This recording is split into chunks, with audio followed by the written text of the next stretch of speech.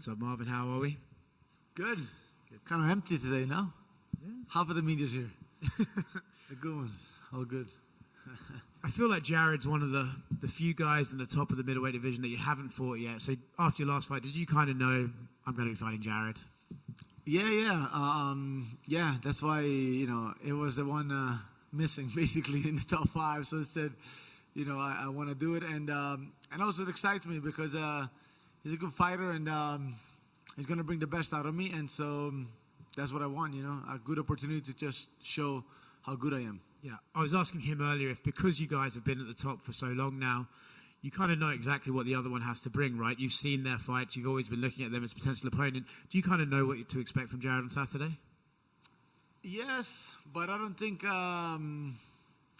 he knows exactly what I'm going to do because I'm constantly improving, and I'm definitely going to – it's definitely going to be an improved version of myself, and you can't prepare for that because – I always come with some more, Yeah. But yeah, overall, I mean, for sure, like we've been around, and we definitely kind of know what kind of fighters we are. But like, man, this fight will be amazing. This fight will be a banger. Like I really want it to be the best performance of my life. He was saying out here earlier that he actually, because some people regard you as a grappler, but I've seen you in Thailand, you're working on the striking, you came here and had a barn burner with Paulo Costa on the feet.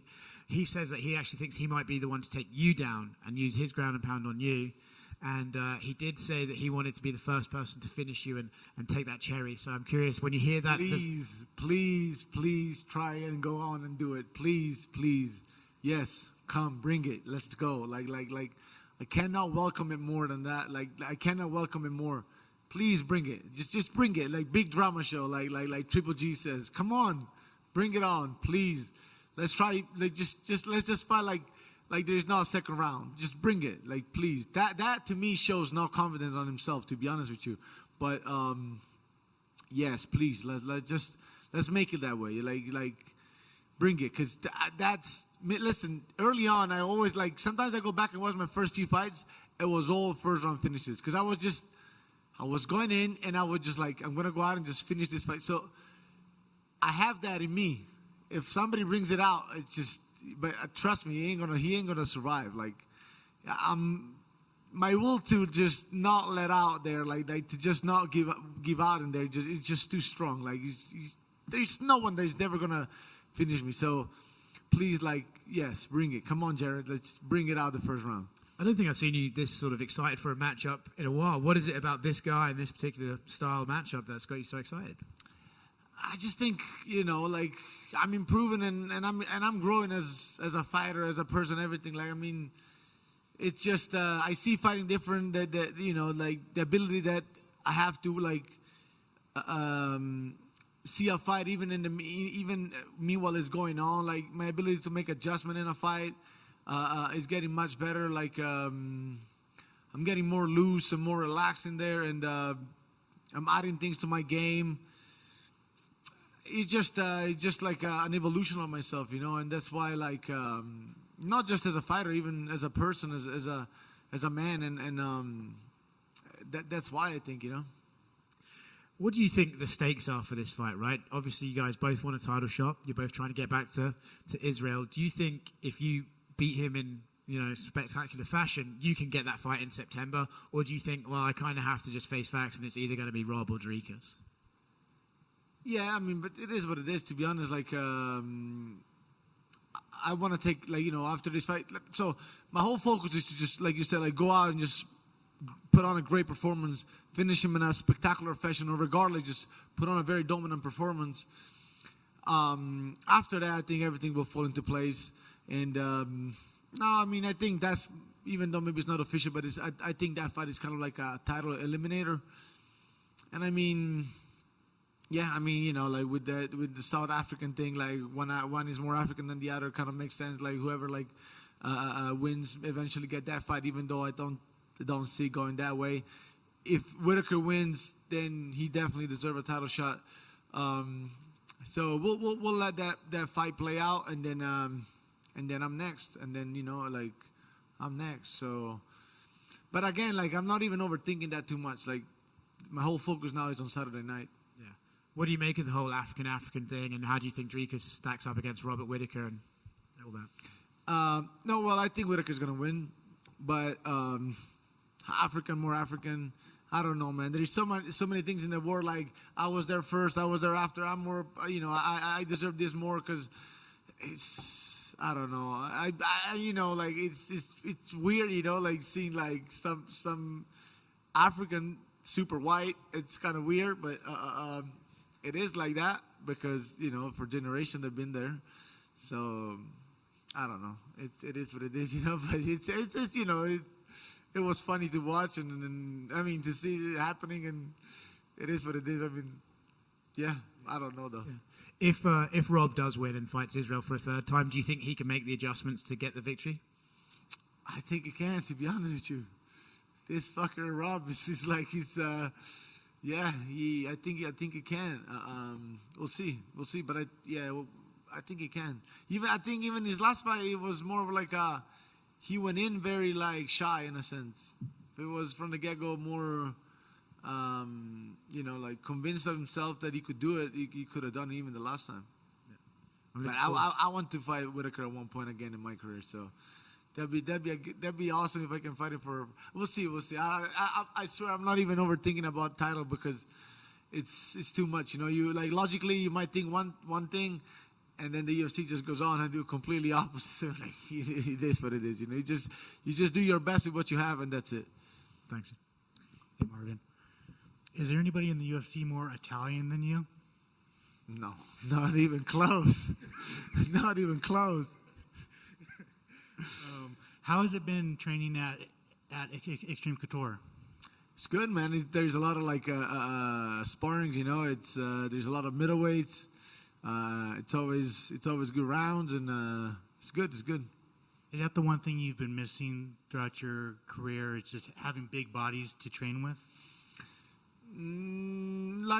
But not really. I mean, I had like maybe too much of big bodies back then. Like, I was always sparring Verdum like every day almost. So no, like I always find my way to find good partners. Even Strickland now is here, but like he was in California before, so we go back a long time training together. And no, I mean here there's more, but I always had like always find my ways. How has it been training with Strickland almost every week? Good, but we go back a long time. It's good training. Like he always, we always bring it. It's always good training for sure. Are you living in Las Vegas now? Yeah. How has been the transition from California to Vegas? It's been easy, man. Like, first of all, they're not too far. And then, I was coming out here a lot anyway. The UFC base is pretty much here. The PI is here. That's already itself a game changer. It's like, it's great. And then, I just see this as a base. And that the base is perfect because you can always bring out your coaches. You can train at the PI. For sparrings you got Extreme, and then for training and all that like for bodies you got Extreme, and so yeah, I mean it's good, man. I think it was a good move. Does Las Vegas have good pizza? Yeah. I'm always at Cipriani. Cipriani have good pizza, yeah. Obviously your buddy Beneil didn't get the victory this weekend. I just wanted your thoughts on that fight. Yeah, it's yeah, I don't know, bro. Like, this guy's a beast, man. I have just amazing things to say about this about Beneil.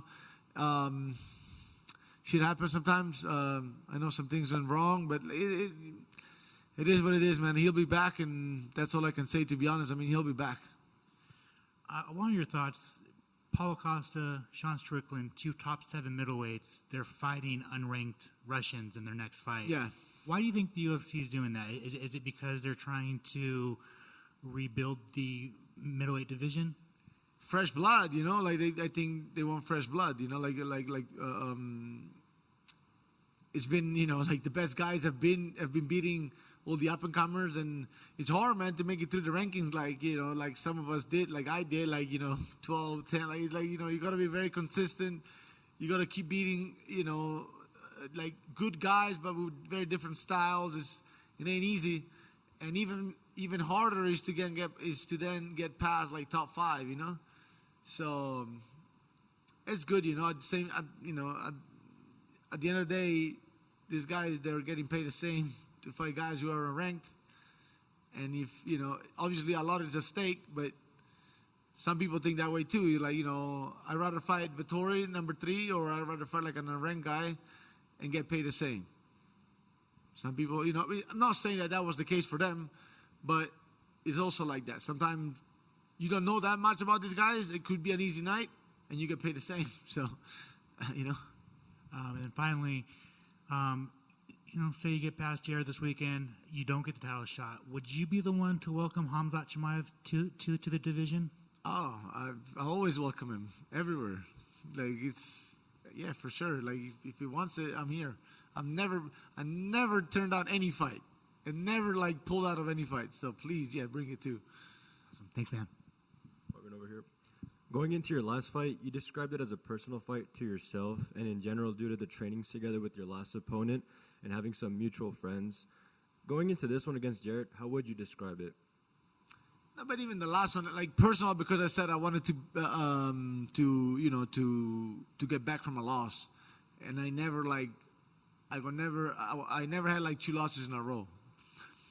Personal a little bit, yeah, because also, but no, this is like, listen, I have nothing against Cannonier, and you know, when you put so much work into something, it's personal. It's you know, you make it personal for yourself, but it's not personal in the sense that I have anything against him, you know. So I just see it as like high level competition. 2 of the best fighting, and like I said, I'm excited because he's going to bring the best out of me. And your last 4 victories have come via decision. Is there any chip on your shoulder that really is driving you towards getting that finish this weekend? There is. I definitely want a very dominant victory. I definitely want to, I'm definitely looking for a finish. At the same time, at this level, I cannot let it get to my head and then, you know, maybe lose a fight because I'm going after a finish too much. So there is, though, like I do want to finish. I can tell you that much. And I am working more and more to finalize my opponents.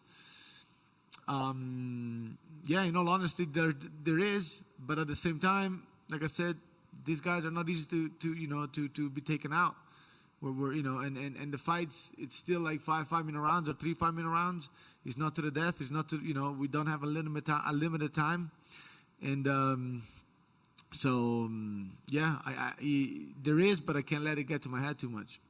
And I know the focus is on Jared this weekend, but you just said you would like to face Whitaker again later down in your career. How differently would you approach a rematch with him? Yeah, I mean, this is with every guy who I had a loss with. You know, I always want to fight him again. You know, but like definitely Whitaker because because my game has improved a lot, and I think you know, he really opened my eyes on the fact that, like, you know, like I needed to kick more in my fights. I couldn't just like approach it like almost like a boxing fight.